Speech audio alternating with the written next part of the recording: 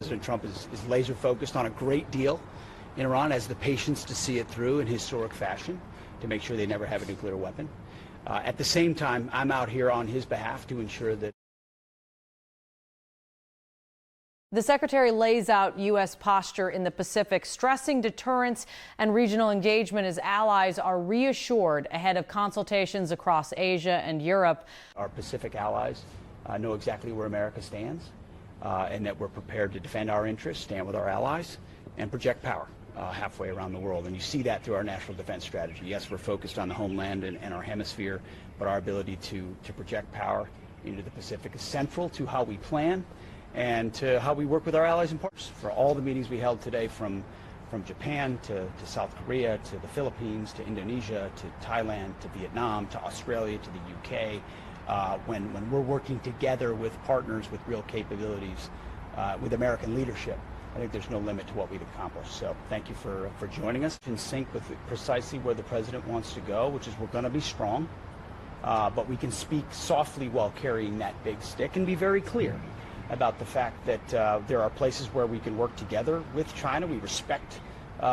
their ambitions. We know that they... The Secretary also previews alliance consultations in Asia and Europe, emphasizing coordinated responses to strategic challenges and shared security priorities. At the same time, our position hasn't changed on Taiwan. I said that publicly in my remarks today. That was, but to have an opportunity with another global power to meet in person, as she and President Trump did, I think is precisely what the world would want to see, right? Is those two nations like that coming together to deconflict and to converse about the issues.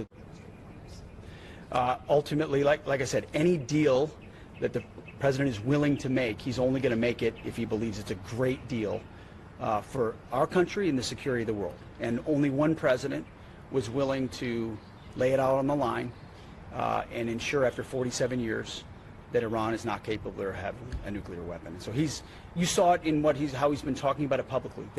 Those goalposts haven't shifted at all, which is the expectation of the American people and what we've stated to Iran. So in the middle of negotiations, the closer they come to that reality, both now and into the future, the closer we're going to get to that kind of a deal. And I also, having been in the room with him, I know he means it when he looks in the camera in the cabinet room and said they can either do this now through a deal, and we think we're in a good place to make that deal, or they can deal with the War Department. And we are prepared. We're postured even stronger today than we were on day one to address it that way if we have to, but he'd prefer not to. So Iran knows very, very clearly what our expectations are, and that's on the negotiating team to deliver.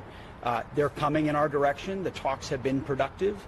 I think they know where it needs to go, and I'm quite confident with our president, who makes nothing but great deals, that ultimately it'll be something he's proud to defend, that ensures that Iran, which everyone knows. He outlines the approach to China while underscoring a firm negotiating posture on Iran, stressing deterrence, patience, allied unity, and broader regional stability.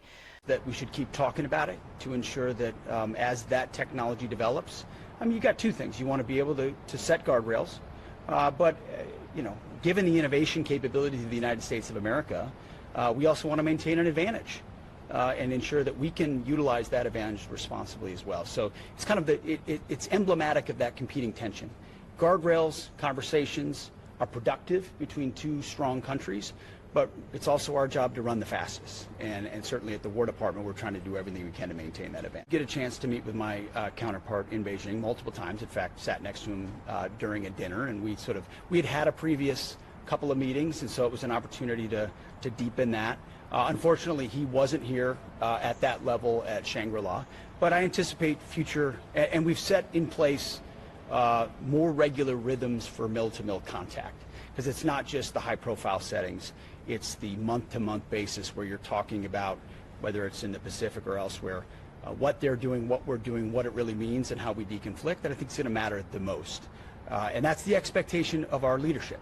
Is hey, we're starting a new chapter. Which